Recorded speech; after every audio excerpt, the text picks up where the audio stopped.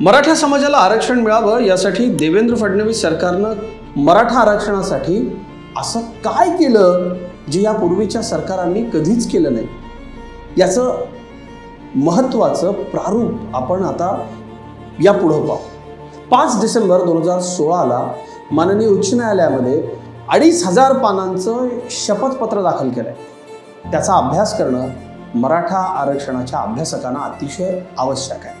या शपथपत्रामध्ये मराठा समाजाच्या सामाजिक मागासलेपणाचे ऐतिहासिक पुरावे जे जगद्गुरू संत तुकाराम महाराज, संत बहिणाबाई, अजानदास यांच्या काळातले, ब्रिटिश राजवटीमधल्या जनगणनेचा रेकॉर्ड जो 1871 ते 1931 या काळामधला होता तो देखील आहे।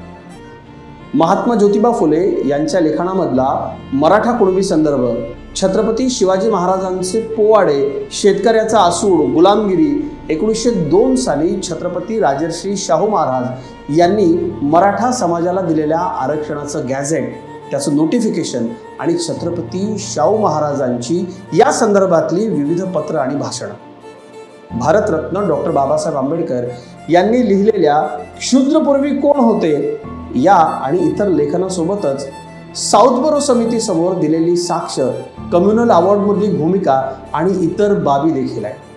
डॉक्टर इरावती कर्वे यांचं मराठा समाजाबद्दलचं वैज्ञानिक मत, गेल ओंबेवेट यांच्या पुस्तकातले संदर्भ, वेगवेगळ्या कमिशनची भूमिका, बापट आयोगाच्या अहवालातल्या आरक्षणाच्या बाजूने असलेली मतं आणि क्षेत्र पाहणी अहवालामधल्या मुलाखती, राणे आयोगानं मांडलेला डेटा, गोखले इन्स्टिट्यूटनं अभ्यासपूर्वक तयार केलेले सर्वे रिपोर्ट ज्यात अगदी ऊसतोडणी कामगारांचा अहवाल, शेतकरी आत्महत्यांचा अहवाल, हमाल माथाडी कामगारांचा अहवाल, डोमेस्टिक वर्कर्सचा अहवाल या सगळ्याचा समावेश होता आणि हे सगळं सादर केलं गेलं।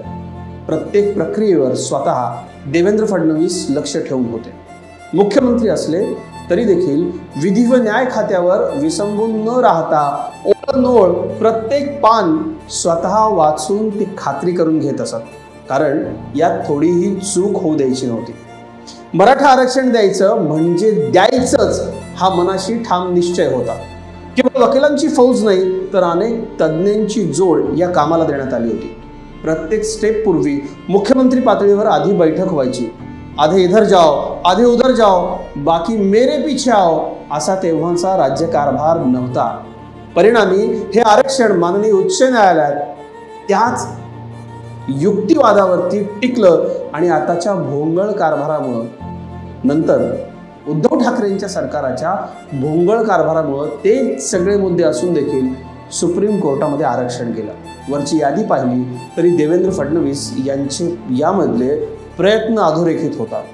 जेवढं आरक्षण गेल्यामुळं मराठा समाजाला दुःख झालं तेवढंच किंवा त्यापेक्षाही जास्त दुःख देवेंद्र फडणवीस यांना झालं असणार यात शंका नाही, कारण घरटं बांधण्याकरता जेवढे कष्ट घ्यायला लागतात तेवढे कष्ट घर पाडताना लागत नाहीत। त्यांनी बांधण्यासाठी कष्ट घेतले, त्याची किंमत ज्यानं बांधलं त्यालाच कळतं। ज्यांना सगळं आयतं मिळालेलं असतं त्यांना कशाचीही किंमत नसते। आज देवेंद्र फडणवीस सरकारनं, महायुतीच्या सरकारनं पुन्हा एकदा मराठा आरक्षण दिल्यानंतर मराठा समाजासाठी काय केलं असा सवाल विचारणाऱ्यांकरता ही महत्त्वाची माहिती आणि विशेष म्हणजे मराठा समाज बांधवांकरता ही माहिती की नक्की ओळखा आरक्षणासाठी कुणी काय केलंय। आपल्याला आरक्षण देणारे आणि आपले आरक्षण संपवणारे हे आपल्याला ओळखता यायलाच हवे।